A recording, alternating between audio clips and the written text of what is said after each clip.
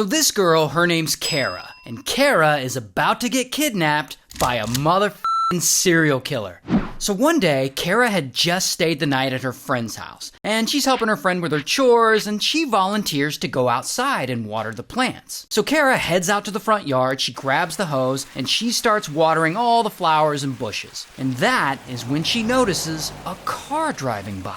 And it's no big deal, but then the same car drives by again, and it pulls into the driveway and it parks. And then a guy gets out and he has a binder and he's like, "Hello, are your parents around?" And Kara's like, this is my friend's house." And he's like, "Well, are your friend's parents home?" And Kara's like, "They're not home right now." And he's like, "Well, I'm giving out magazines. Would you mind giving these magazines to them?" And then he steps forward to hand her the magazines, and that is when, bam, he pulls out a pew-pew and he points it at her. And he's like, "You're coming with me." And he grabs her and he opens the door to his car, and there's a big plastic container in the back seat. And he points the pew-pew at her and he's like, "Get in the container." And so she does. And he closes the lid, sealing her in. And then he gets in the car and he speeds away.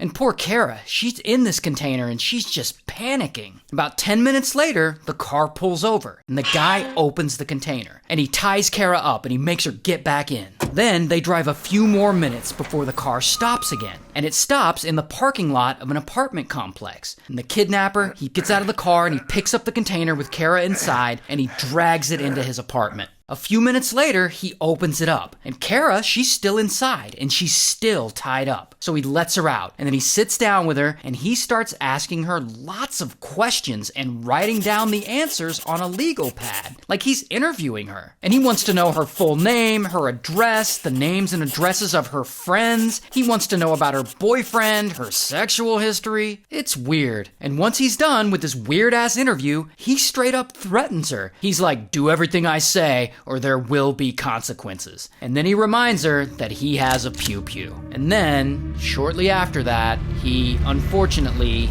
essays her multiple times. And now eventually, he tries to get Kara to eat something. But as you can imagine, she isn't very hungry. So she's like, "No thanks, but is there anything I can do for you to help you?" And the kidnapper's like, "Sure, you can sweep the kitchen floor." So Kara gets a broom and she goes to sweep the kidnapper's kitchen floor. Now, she doesn't really want to sweep this turd's kitchen floor. She wants to appease him so that he doesn't flip out and suddenly unalive her. And she also wants to learn as much information about him as she can. Because Kara plans on getting out of this one way or another, and she wants information to identify him. So she starts memorizing facts about the kidnapper. And while she's in his kitchen sweeping, she uses this opportunity to get close to the refrigerator. And pinned on that fridge are magnets for his doctor and his dentist. So she memorizes the names of his doctor and his dentist. And she just keeps on collecting more and more info on him. She strikes up a conversation with him and she learns that he was in the military. Specifically, he was discharged from the Navy. And at one point, she's in the bathroom and she finds a hairbrush with long red hair in it. She also finds feminine hygiene products. So she knows a woman with red hair probably also lives there with him. And she also sees that he has a pet guinea pig and a pet lizard, and she memorizes all of this information too. And then, finally, hours later, it's around 2 or 3 in the morning, and the kidnapper, he makes her take a Valium. And then he takes her and he handcuffs her to his bed and he restrains her right leg. And then he lays down next to her and he falls asleep. And that is when Kara is like, "All right, this is my chance to escape." But then the Valium starts kicking in and she's out.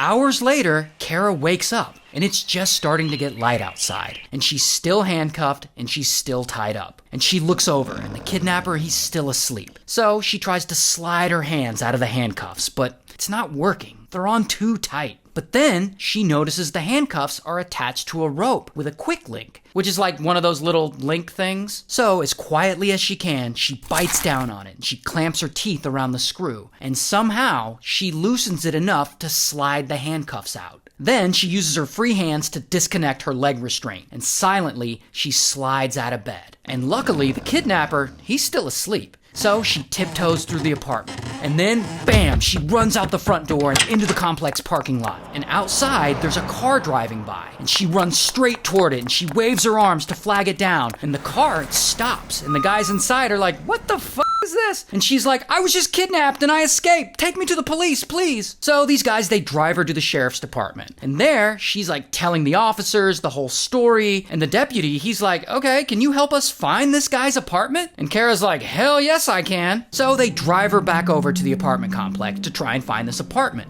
Here's the problem with that. It's an apartment complex, so all the units look the same. And Kara, she doesn't know the exact unit, so they flag down the property manager of the complex. And the deputy asks Kara if there's anything she can remember about the guy that they can use to identify him. And Kara's like, yeah, and she tells them he lives in a bottom left unit, and she describes the guy, and she describes his car, and she says he's got a pet guinea pig and a pet lizard, and maybe he lives with a woman with long red hair. Everything she remembers. And the property manager's like, I think I know who this guy is. So then they take Kara to the hospital to get her checked out. Meanwhile, the police, they use all the information she has given them, like his doctor's name and his dentist's info and all of that stuff to find out exactly who this guy is. And this kidnapper ends up being this creep, Richard. Ex-military, total weirdo, lives in that apartment with his wife, who just happens to have long red hair. No idea where the wife is during all this. Now, of course, by the time police go to Richard's apartment, he's no longer there. He fled. But they search the place and they find a footlocker. And this footlocker has some newspaper clippings in it about 3 unalivings that happened in another state. And police, they put 2 and 2 together and they realize Richard was responsible for these other unalivings, making him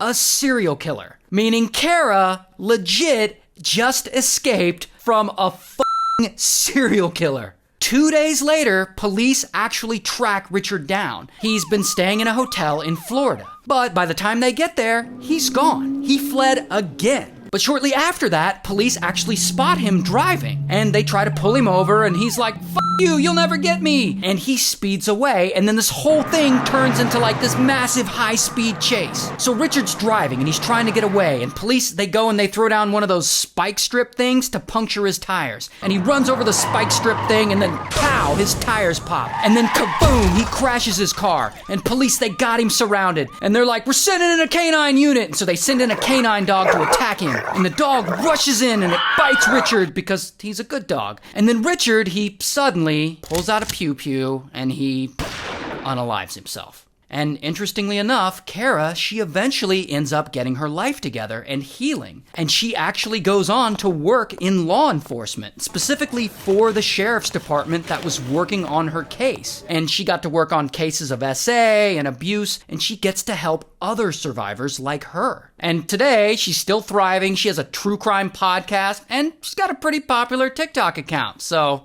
good for her.